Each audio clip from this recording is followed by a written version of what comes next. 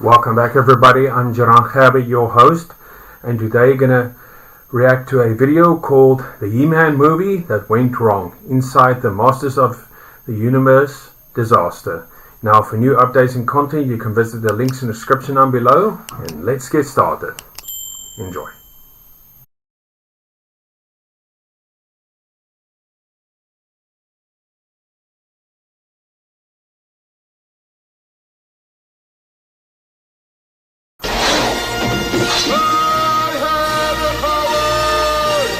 The 1987 Masters of the Universe film promised us Castle Grayskull brought to life.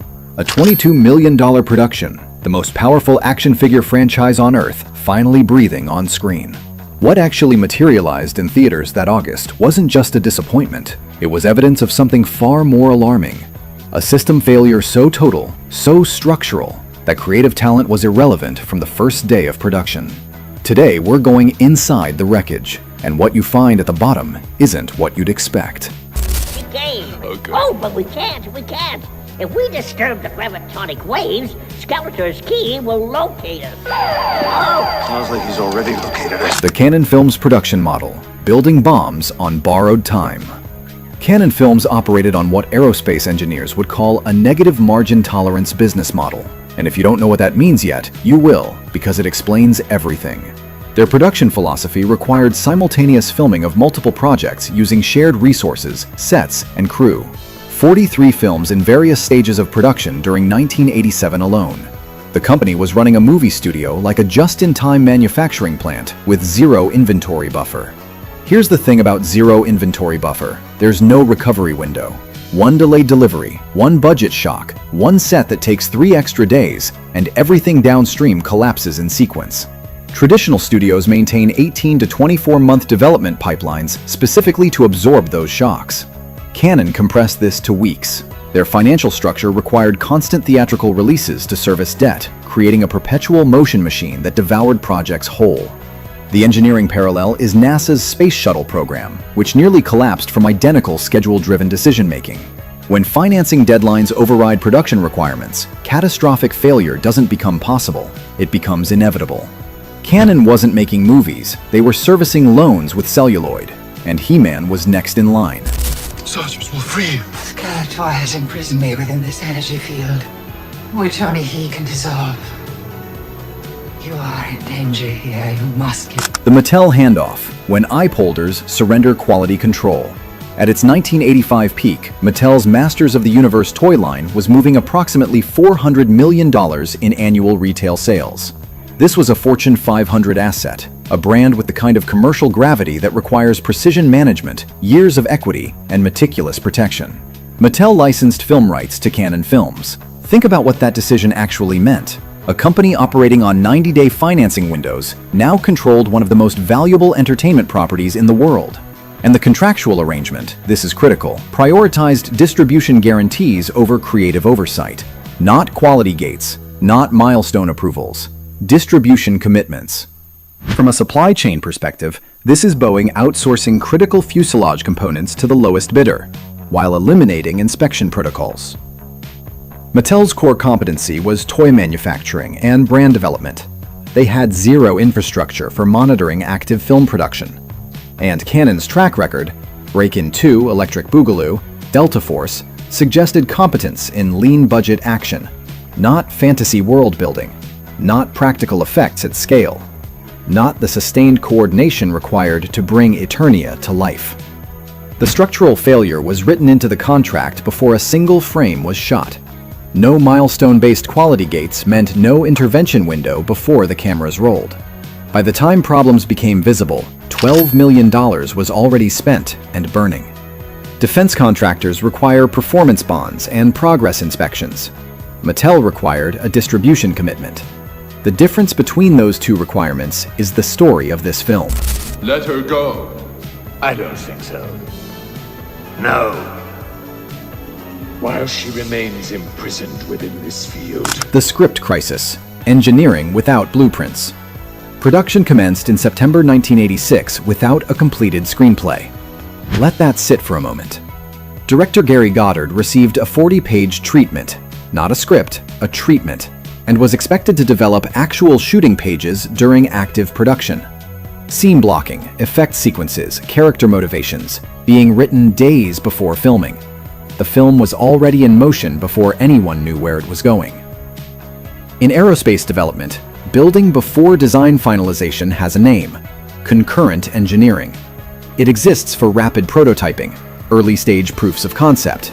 It is explicitly not used for final production of complex systems, and when it has been, the F-35 program's catastrophic cost overruns trace partially to building airframes while the design was still changing. Cannon applied concurrent engineering to a $22 million fantasy epic requiring coordinated practical effects across multiple departments simultaneously. The production math becomes brutal. Script pages determine shooting schedules. Shooting schedules determine crew hours. Crew hours determine budget burn rate. Without locked pages, every department operates on assumptions, and assumptions compound. Costume designer Julie Weiss fabricated Skeletor's armor based on concept art that changed 3 times during production. 3 times. Each revision consumed fabrication time, materials, and money that didn't exist. Precision components cannot be machined from rough sketches. You cannot shoot precision sequences from treatment documents. The film was being invented and executed simultaneously by different people with no common blueprint. What came out of that process could only have been one thing. Someone is speaking to me.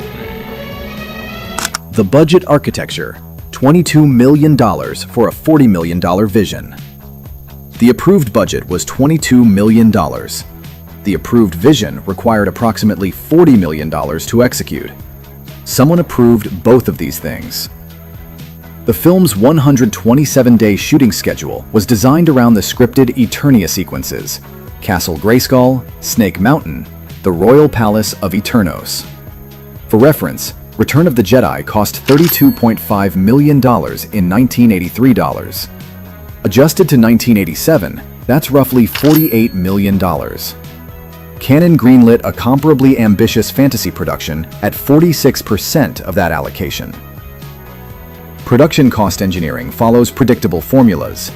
Practical creature effects run $15,000 to $40,000 per suit day. Full set construction costs $200,000 to $500,000 per major environment.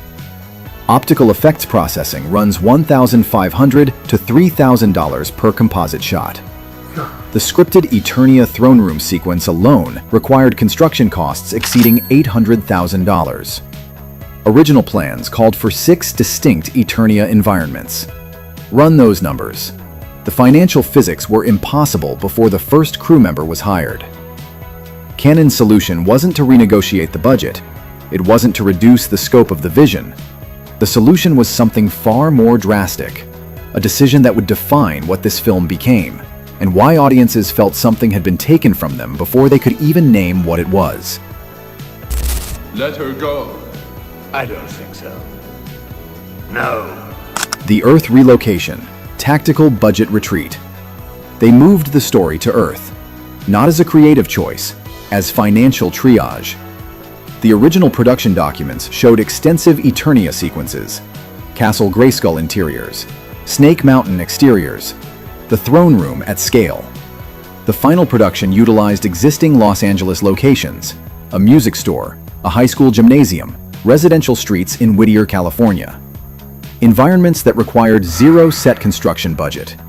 The cost recovery was genuine. Earth locations eliminated an estimated $2.1 million in fantasy set construction, $340,000 in period costume fabrication for background actors, $890,000 in creature suit requirements for Eternian citizens, and $220,000 per major sequence in optical effects for alien sky replacement. The Cosmic Key MacGuffin, the dimensional gateway that drives the entire plot, exists in the film for one reason. It needed to explain why He-Man and Skeletor were fighting in a California parking lot. From a pure logistics standpoint, this was brilliant triage. The engineering trade-off was audience expectation versus production survival. The production chose completed film over faithful adaptation, and under the circumstances, that choice was defensible. But here's what no one talks about. The Earth sequences weren't the failure. What happened to the footage that was shot in Eternia? That's the part that tells you everything about how bad things had gotten. People of Eternia, the war is over. The practical effects gambit, analog excellence under pressure. Before we get to the collapse, we need to talk about what the effects team actually pulled off. Because buried inside this disaster is genuine craftsmanship that deserves recognition. Skeletor's facial prosthetic required 3.5 hours of daily application, foam latex appliances over a fiberglass understructure, incorporating radio-controlled servo motors for jaw articulation. Technology derived directly from aerospace actuator systems. Frank Langella spent 3.5 hours every morning becoming a character, then performed with almost no ability to read facial expression feedback from scene partners. The throne room set deployed forced perspective techniques across a 60-foot soundstage to create the illusion of massive scale. Beastman and Blade's suits used vacuum-formed ABS plastic over foam padding, durable armor effects at roughly 30% the cost of machined fiberglass alternatives. In 2025 CGI equivalents for comparable character presence would cost approximately $800,000 per character. The practical approach delivered at $120,000 to $180,000 per major costume. The effects team achieved 1987's most ambitious prosthetic villain work on a Friday the 13th sequel budget, under collapsing financial conditions, while the script was still being written. That is not failure. That is engineering under conditions that would have broken most productions entirely. What came next, though? That was the part no amount of craftsmanship could survive. Help! Get me out of this! It's all right. Help! Help! Help! The Canon collapse, when your studio dies mid-production. By late 1986, Canon Films' rolling financing model was coming apart. The structure required continuous theatrical revenue to service approximately $90 million in outstanding debt. Current productions funded completion of previous projects in a chain that only worked if every link held. Then Superman 4 underperformed. Over the Top flopped. Creditors began demanding accelerated repayment. The chain started breaking. Masters of the Universe entered post-production as Canon approached insolvency. The theatrical release in August 1987 landed during the company's most desperate financing window. Marketing budget, typically 50 to 75% of production costs for a major family release, was slashed to approximately $8 million. Television advertising, the primary reach mechanism for the film's core audience, received minimal investment. Consider what that means operationally. A film targeting children and families, built around one of the most recognized toy brands in the world, released in the peak summer window with television advertising that couldn't reach its audience. The production challenges were survivable. The marketing collapse was not. The parallel is Lockheed's 1971 near bankruptcy, when the C-5 Galaxy program suffered cascading resource starvation during final production phases. Financial distress doesn't affect one element. It metastasizes across every system simultaneously. And by the time it's visible, it's already everywhere. Canon didn't release Masters of the Universe. They abandoned it into theaters and hoped no one noticed how fast the building was burning. Will die. You dare threaten her life? I dare anything. The sequel asset strip, recycling failure into Cyborg. The domestic gross came in at $17.3 million against a $22 million production budget. Canon canceled Masters of the Universe 2 immediately. Here's what most people don't know. The sequel had already entered pre-production. Sets constructed, costumes fabricated, crew contracted. A meaningful amount of money was already deployed into a film that would never be made. Canon's response to this was, depending on your perspective, either ruthlessly efficient or deeply strange. All constructed assets were immediately repurposed for Cyborg, the Jean-Claude Van Damme post-apocalyptic vehicle that went into production almost immediately after Masters 2 was canceled. Eternia throne room sections became dystopian ruins. Skeletor costume elements were modified into villain attire. The entire pre-production investment was stripped for parts within weeks. In manufacturing, this is called asset recovery, extracting residual value from failed programs. Defense contractors do this routinely with canceled project components. Cannon achieved approximately 40% cost recovery on Masters 2 pre-production through the conversion. The sequel didn't fail and disappear. It was harvested for organs and stitched into something else. Somewhere in Cyborg, pieces of Eternia are still visible if you know where to look. Break into the force field and free the sorceress. Right. The Mattel litigation, contract warfare. Mattel sued. The breach of contract claims covered multiple performance categories: budget overruns exceeding agreed thresholds, failure to execute approved marketing commitments, unauthorized creative deviations from licensed property guidelines. Damages sought exceeded the film's total production cost. Contract disputes in licensed IP follow recognizable fault trees, and the Cannon situation made Mattel's case structurally straightforward. The agreement presumably included performance guarantees, minimum marketing expenditure, release window requirements, creative approval checkpoints. Cannon's financial collapse made compliance with any of those terms impossible. The company couldn't honor marketing commitments because marketing budgets had been diverted to creditor repayment. The litigation outcome remains partially sealed. Settlement terms reportedly included reduced future licensing fees and Cannon's forfeiture of sequel rights, which were, by that point, largely theoretical anyway, given what had been done to the pre-production assets. For Mattel, the accounting was simple and devastating. Failed film, expensive litigation, and years of brand rehabilitation requirements before the property could be repositioned for another attempt. They had handed the keys to a $400 million asset to a company with a 90-day financing window. And the contract hadn't protected them at all. When your licensee declares bankruptcy, contract enforcement becomes theoretical. Mattel learned this the expensive way.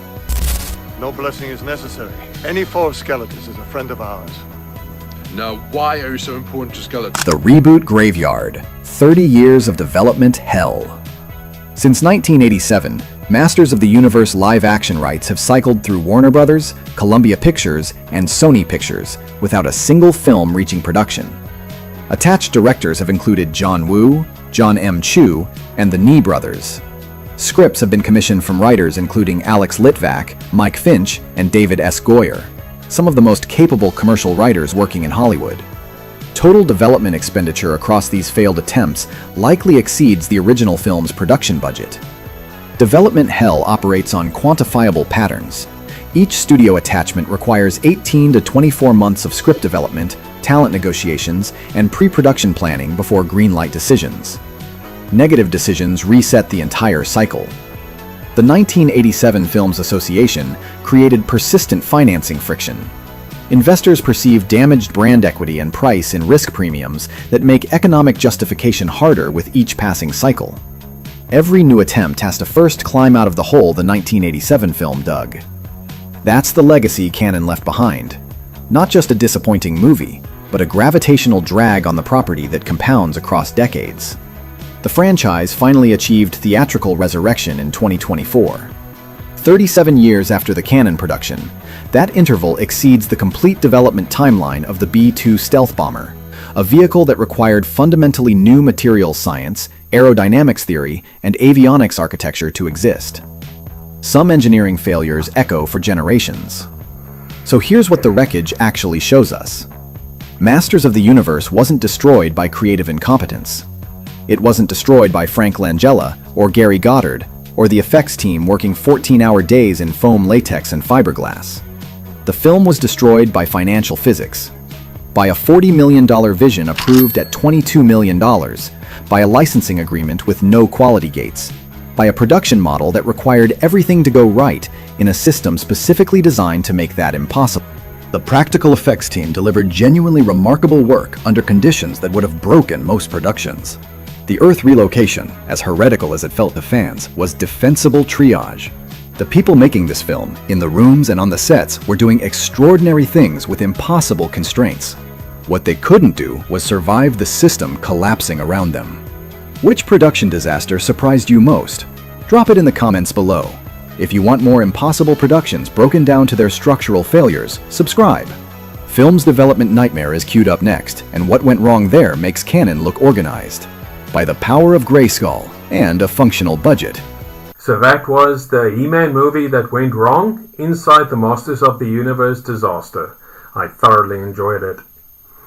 First and foremost, I would just like to say that I enjoyed the movie for what it was, but why in the hell do you add characters that has got nothing to do with a cartoon? I mean, we're supposed to be seeing Orko and we got Gwildor. Who the hell is he? And in the villains, we got Beastman, we've got Skeletor and Evil-Lyn, but who the hell is Karg, Sordar and Blade? Come on, man.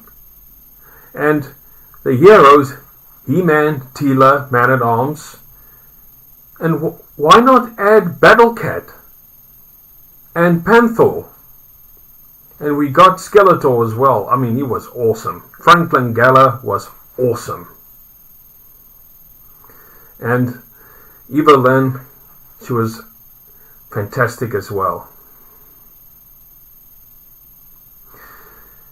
The movie going through financial difficulties as well as the company. I mean, the budget just keeps going higher and higher, and they are running out of money, which they don't have. And the company that cannot even survive. I mean, look at all the disasters that happened to them. But seriously, this could have been a great movie if they stick to the original source material. Nevertheless, it was a fun movie for what it was. And a word of wisdom for today. Like He-Man says, good journey. Have a blessed day further, and I'll see you next time. Goodbye.